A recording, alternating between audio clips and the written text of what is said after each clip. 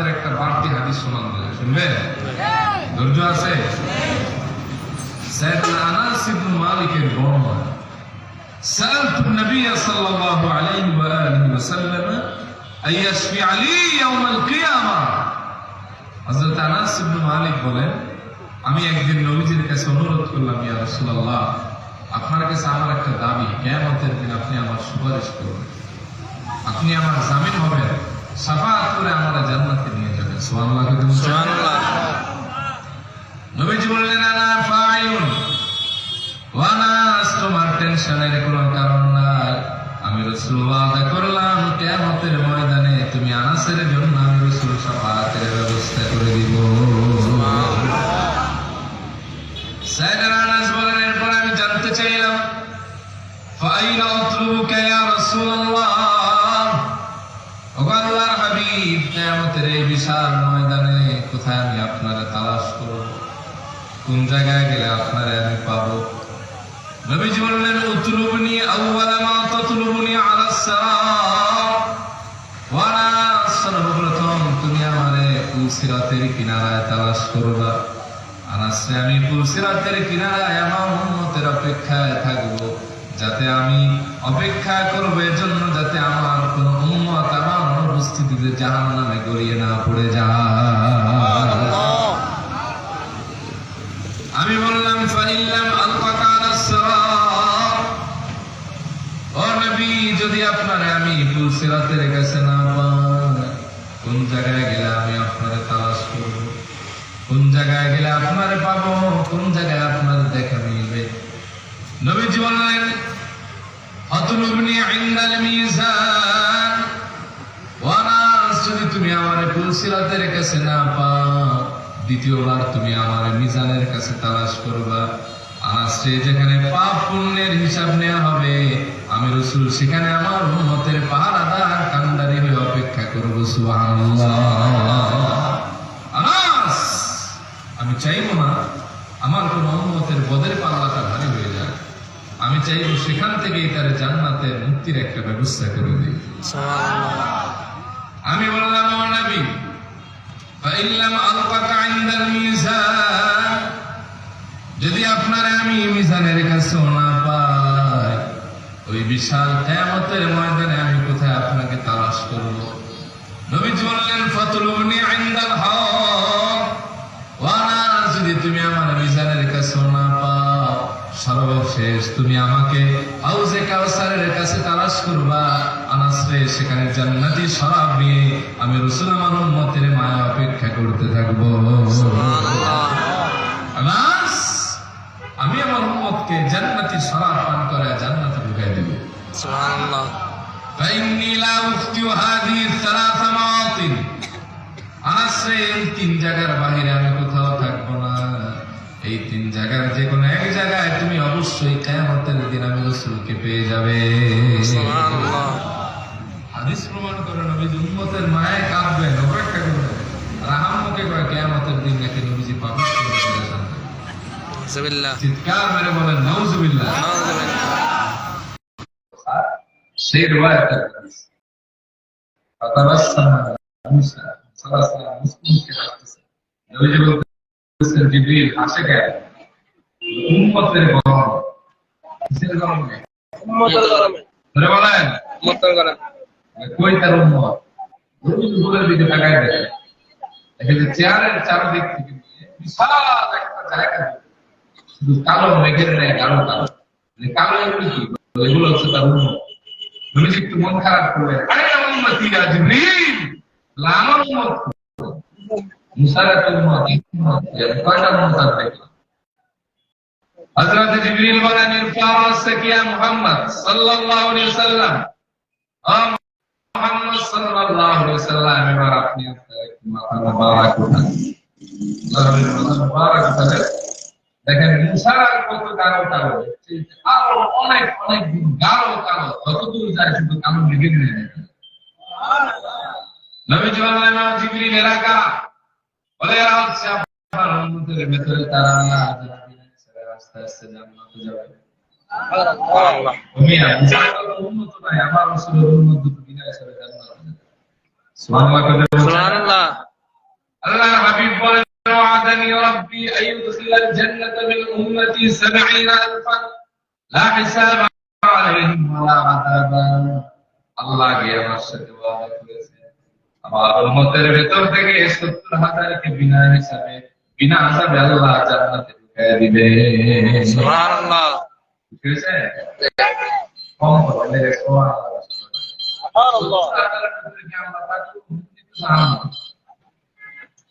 এবার বাকি অংশ শুনে দেখেন দিলে খুশি লাগে। আল্লাহর হাবিব বলেন মা কুল্লি আলফিন 70000 এই প্রত্যেক 70000 প্রত্যেক হাজারের সাথে আল্লাহ পাক একজন না দুইজন না আরো 70000 কে দর বেঁধে বেঁধে জান্নাতে ঢুকিয়ে দিবে। সুবহানাল্লাহ। নিজের দলে গেলে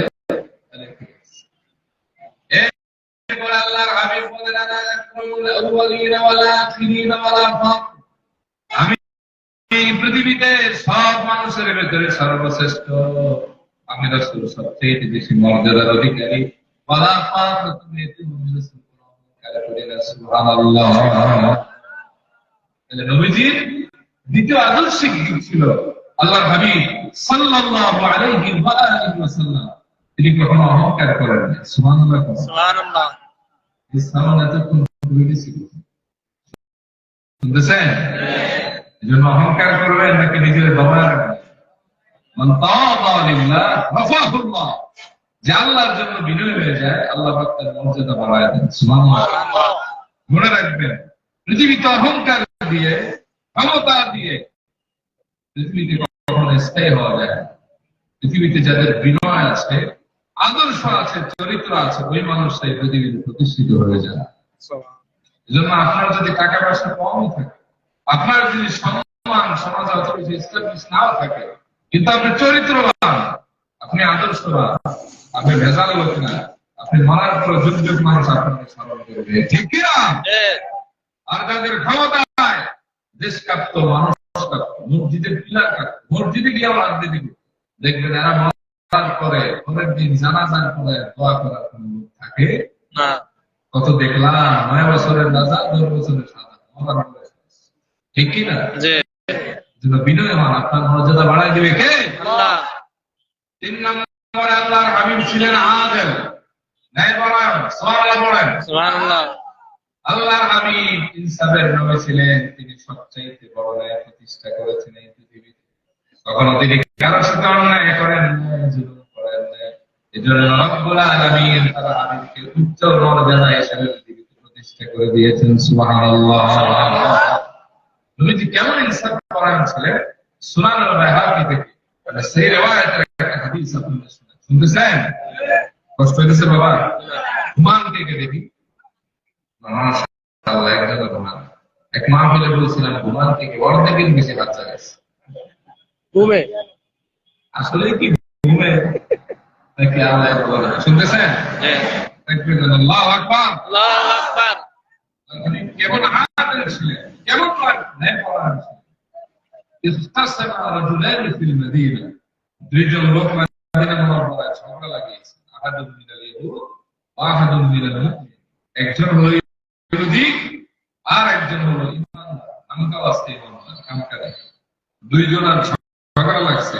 হাদিসে 3 ধরনের বর্ণনা পাওয়া যায়। সবচেয়ে মাশহুর riwayat-এর বর্ণনা হলো জমি জমার ভিতরে পানি দেওয়া নিয়ে ঝগড়া লাগছে। ইহুদি বলল ভাই তুমি আমার উপর জুলুম করছো। মুসলমান বলল না আমি প্রাপ্য আমি জুলুম করতেছি না তুই বেটা আমার কথা বলছিস। ইহুদি বলল তাহলে চলো আমরা একজন বিচারক নির্ধারণ আল্লাহ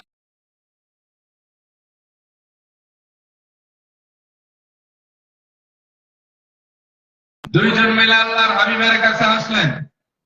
নবীজির কাছে বিচার দিলেন নবীজি রায় দিয়ে দিলেন ইহুদির পক্ষে। সুবহানাল্লাহ। মুসলমানের বিপক্ষে। আমাদের দেশে দলের দিকে বিচারের রায়টাও যায় কথা কম। দুই ভাই ঝগড়া লাগে মাঝখানে আর একজন ঢুকছে নেতার গোষ্ঠী খাতা। এক ভাইয়ের দাম দেখায় তোমার ভাইয়ের সাথে কথা চলে আসছে মামলা করে। মামলা করলে কি হবে? কি করা বিচার করে যাবে কম টাকায় কি করতে হবে? তার 20,000 দিস আর একটা গিয়ে সর্বনাশ, ভাই তো মামলা করছিল তাহলে আমি ফিরাই দিলাম, তাইলে টাকার বান্ডিল এইদিকে ভারী হয়ে যায়, বিচারের রায়টাও সেদিকে চলে যায়, ঠিক কিনা? এটাই সভ্য দেশের অসভ্য। দল করলে ঠিক আছে, দলের বাইরে গেলে রিমান্ড খাবা, জেলখানা পদবা, ঠিক কিনা বলেন? এটাই হচ্ছে আমাদের